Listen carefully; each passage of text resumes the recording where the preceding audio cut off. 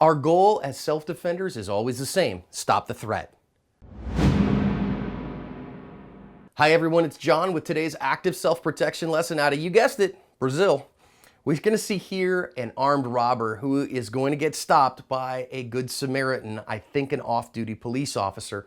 Going to learn some important lessons here about awareness. We're also going to talk about stopping the threat and about maintaining our distance when we have a distance tool.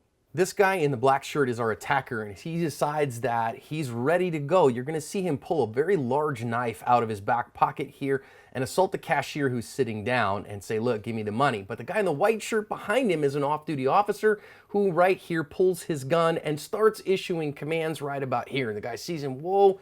Now he slides over a little bit, the guy surrenders, and that's where the video on this one ends. If you go read the news story, it's on my website, linked in the description. What you see is that he surrendered, he was arrested, and this is exactly where this one ends.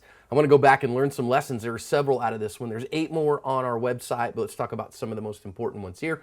First of all is that these attacks happen out of ambush, is that you're not going to get a whole lot of warning. This guy didn't really give a whole lot of pre-attack cues until he decided to just pull that knife. Maybe just a little bit of looking around. But you got to recognize as a defender, you're always going to be working on defense. You're going to be working from an initiative deficit.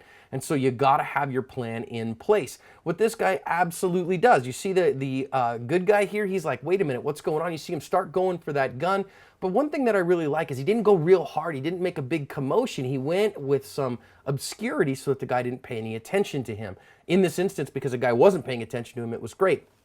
Now, once the gun is out and in hand, I love here that the officer, number 1, has pretty good fundamentals. You can see there, pretty good stance, pretty good grip. Number 2, maintains distance. You've got to maintain distance with a firearm. And number 3, what we're going to see right here is he moves over so that he's got a better backstop. Before, the checker that was bagging groceries was probably in his backstop, so he moves over so that he has a better firing line. And I think that was really, really wise. Finally, the thing that we see here is when the guy gives up, this officer doesn't shoot him. Instead, he takes him into custody. The guy gives up, and so this is a great, successful gun use because remember, your intent is to stop the threat. Overall, fantastic job by this officer protecting everyone around him and covering his ASP.